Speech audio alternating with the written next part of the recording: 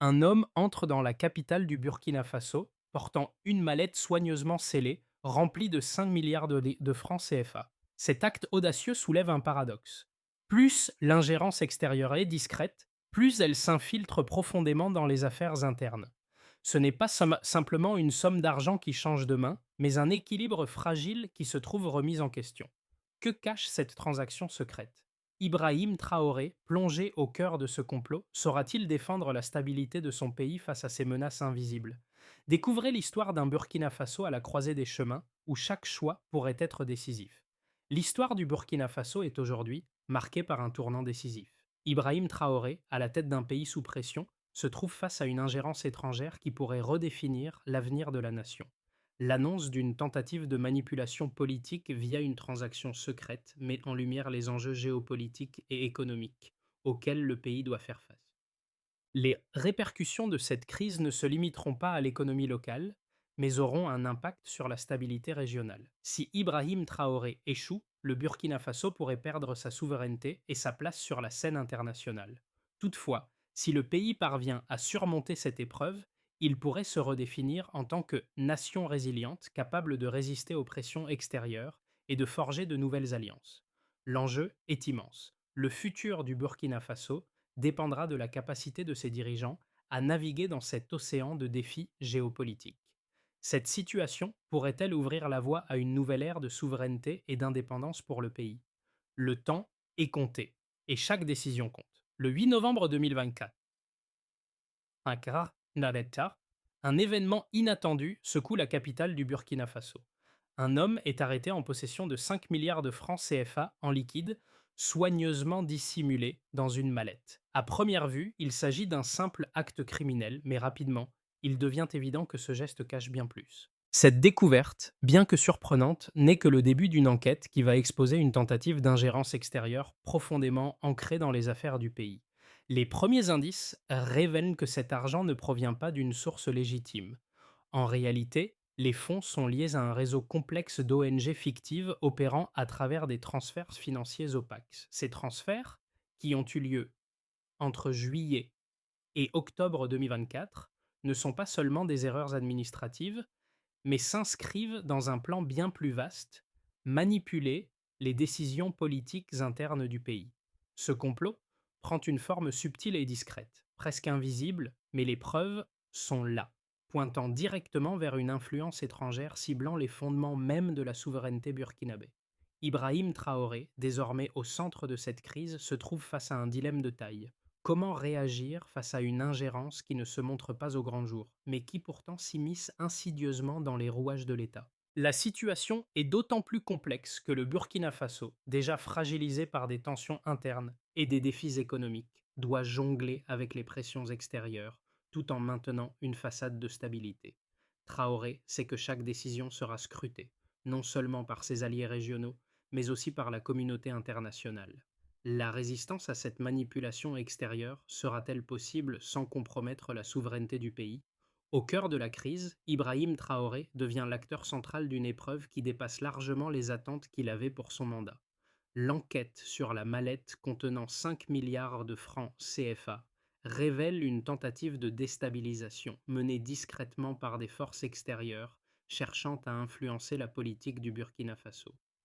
Dès les premières heures de l'enquête, il devient évident que Traoré se trouve face à un choix crucial.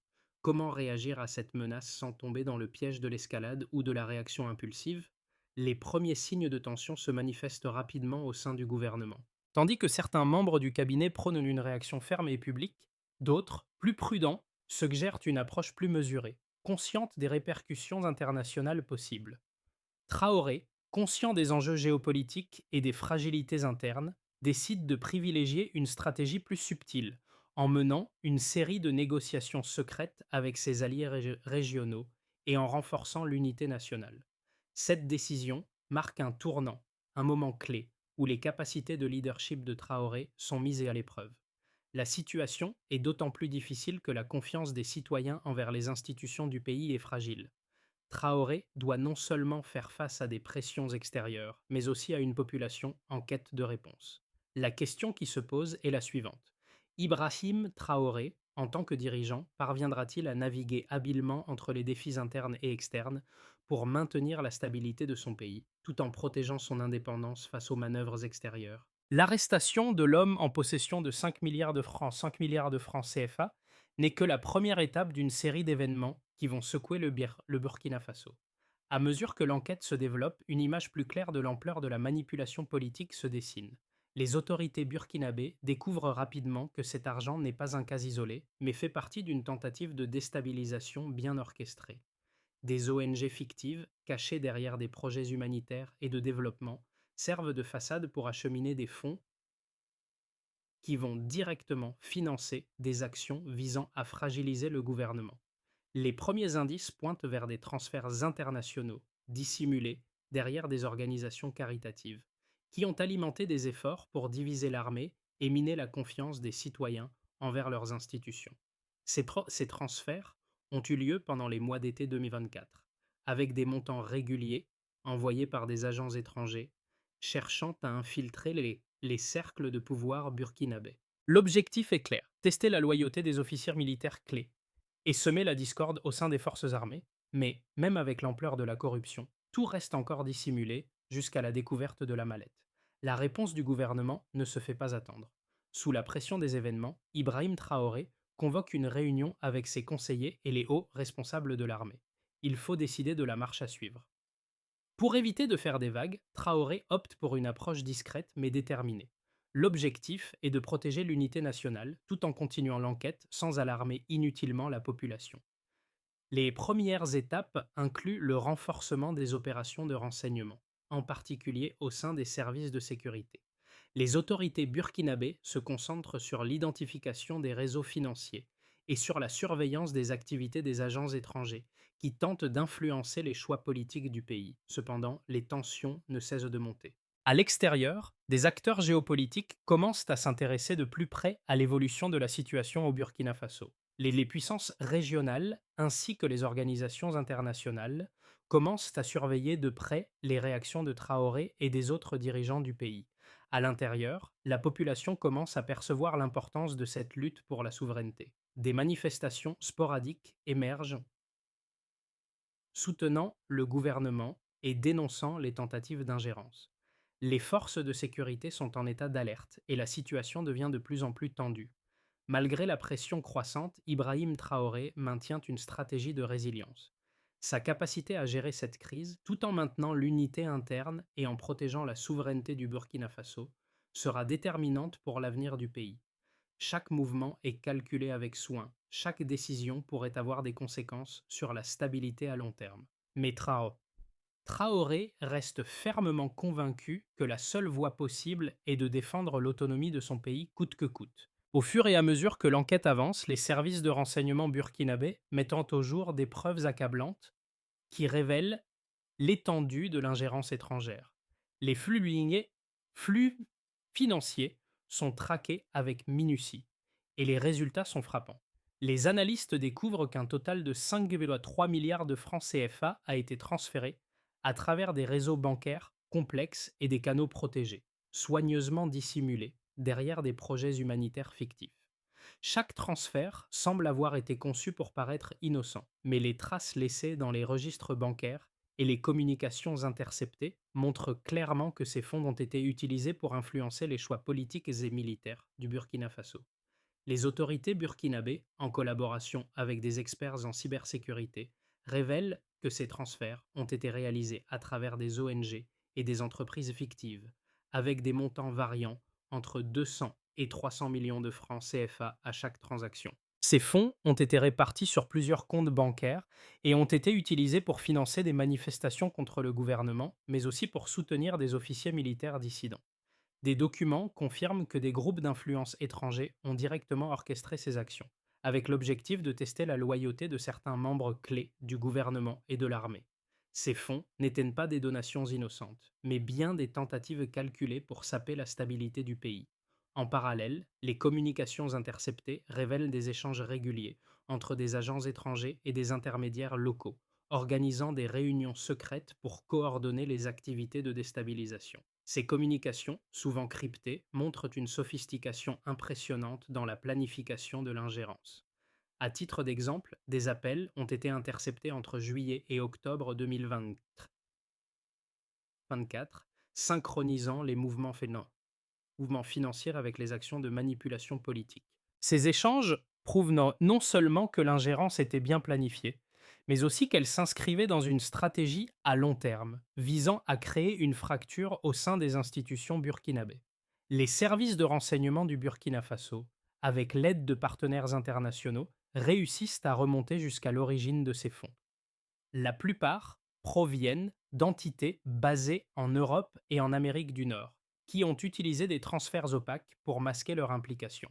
Le défi auquel font face les autorités est de taille. Démanteler un réseau mondial d'influence, tout en préservant l'unité du pays et la cohésion de ses forces armées. Ibrahim Traoré, bien que conscient de l'ampleur de cette menace, continue de maintenir une stratégie discrète mais ferme. Les preuves recueillies servent non seulement à identifier les responsables de cette ingérence, mais aussi à renforcer les mesures de sécurité nationale. Traoré sait que chaque décision qu'il prend à ce moment critique peut avoir des répercussions profondes pour l'avenir politique et économique du Burkina Faso. Les résultats de l'enquête, qui mettent en lumière la profondeur de l'ingérence, deviennent une arme précieuse pour protéger la souveraineté du pays face à des pressions extérieures. La situation au Burkina Faso est de plus en plus complexe, avec des forces opposées cherchant à influer sur l'avenir du pays. Deux perspectives dominent le débat sur la manière de traiter cette crise d'ingérence étrangère. D'une part, certains observateurs, principalement au sein de la communauté internationale, soutiennent l'idée que le Burkina Faso devrait maintenir des relations diplomatiques solides avec les puissances étrangères pour éviter l'isolement. Selon eux, rompre avec les partenaires traditionnels pourrait avoir des conséquences économiques désastreuses. L'aide internationale, bien que critiquée pour ses conditions strictes, reste essentiel pour soutenir l'économie fragile du pays. Ces analystes font valoir que l'accès aux financements internationaux, la coopération en matière de sécurité et les partenariats économiques sont cruciaux pour garantir la stabilité à long terme.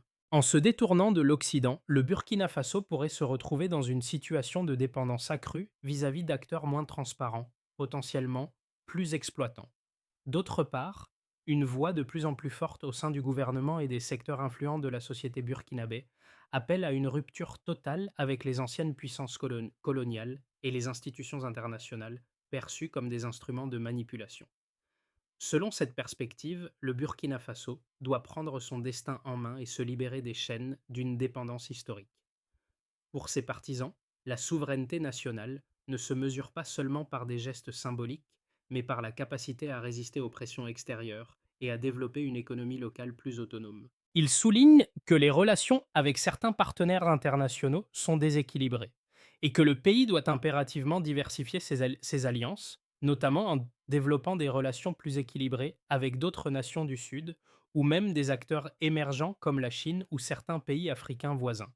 La tension entre ces deux positions s'intensifie à mesure que la crise se développe. Cependant, Ibrahim Traoré, conscient de la fragilité de la situation, choisit de ne pas se laisser piéger par un choix binaire.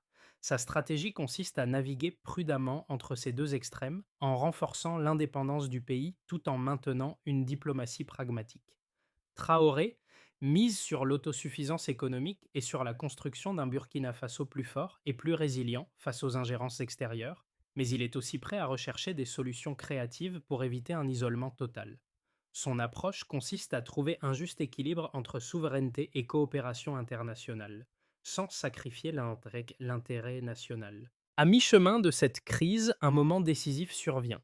Ibrahim Traoré, face à des pressions de plus en plus intenses, prend une décision radicale qui marque un tournant dans l'enquête.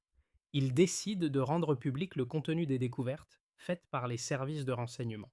Ce choix audacieux et risqué est conçu pour envoyer un message clair à la communauté internationale et à la population burkinabé. Le pays ne se laissera pas manipuler.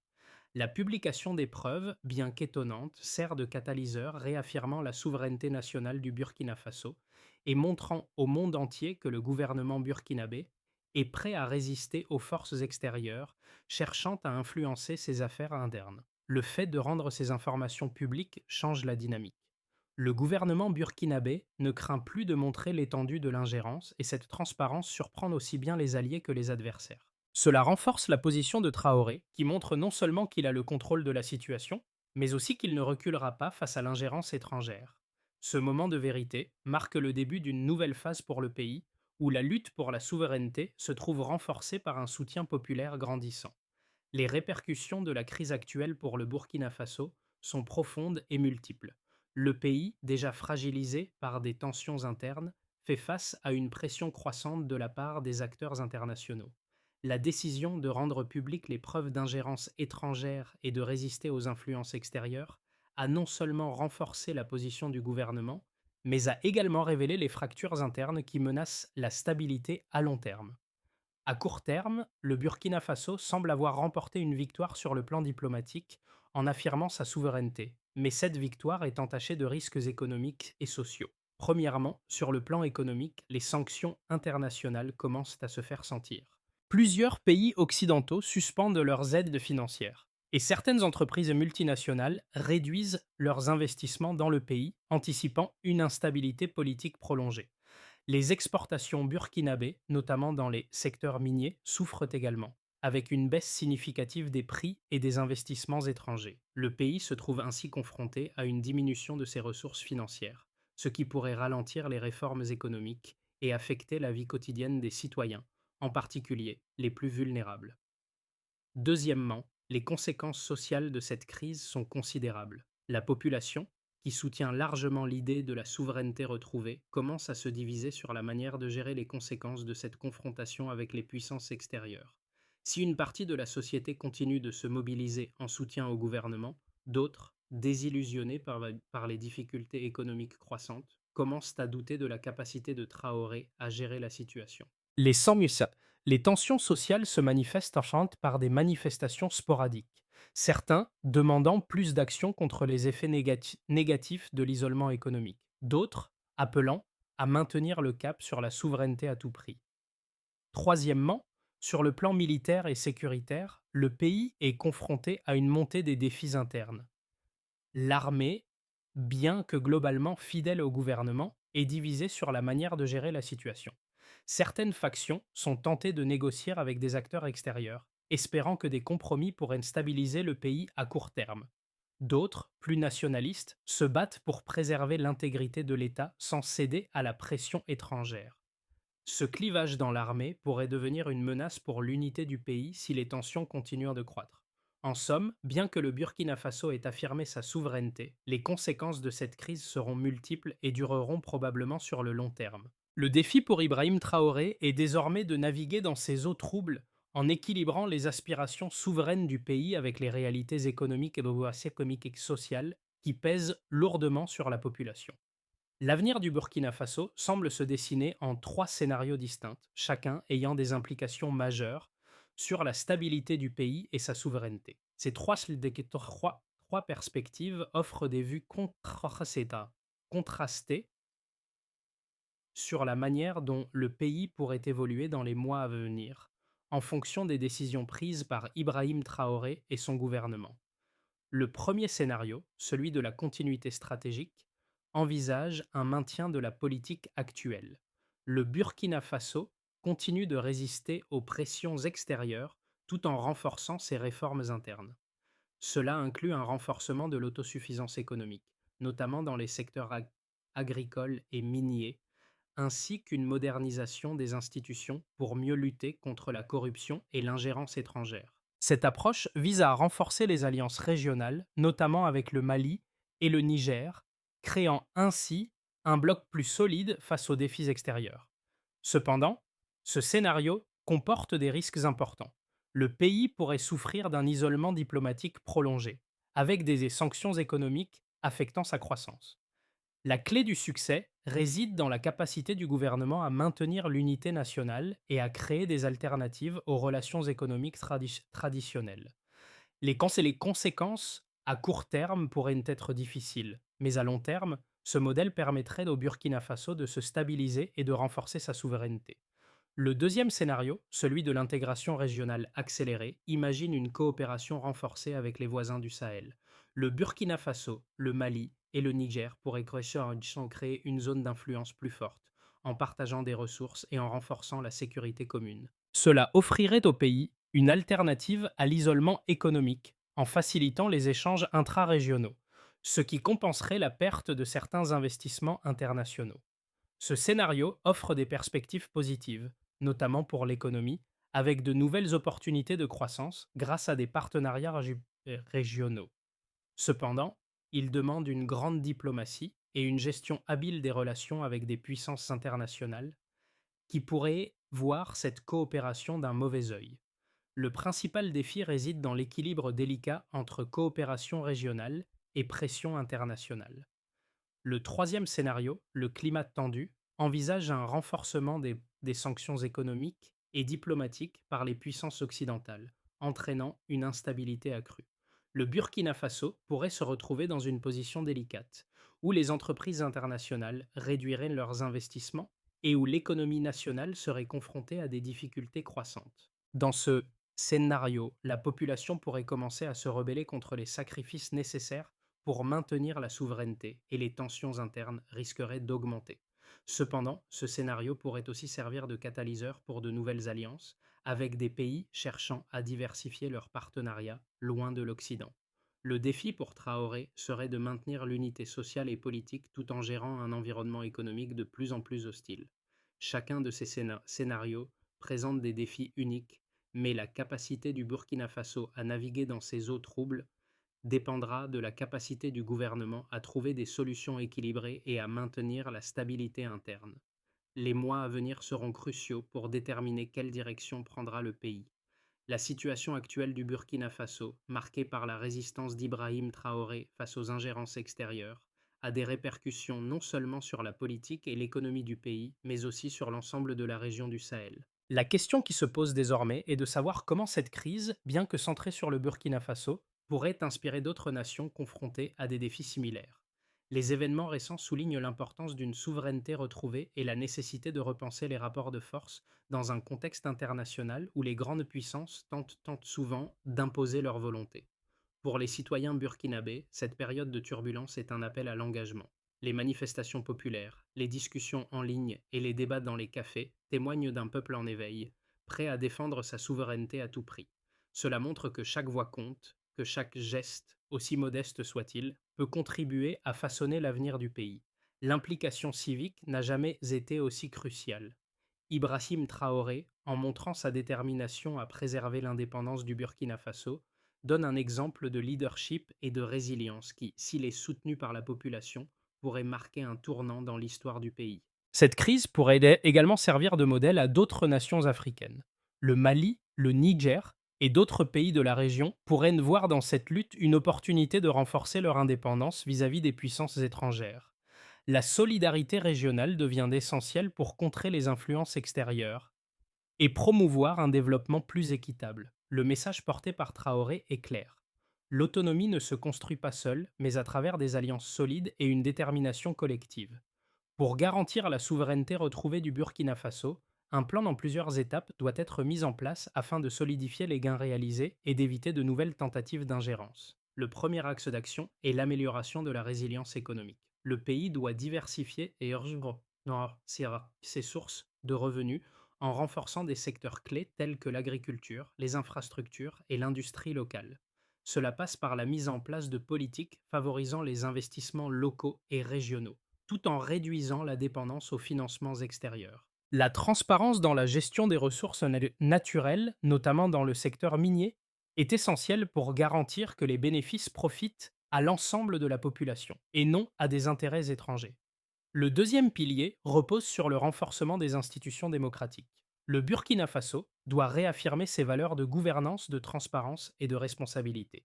Il est crucial que les institutions publiques soient renforcées et qu'elles deviennent plus résistantes face aux pressions extérieures.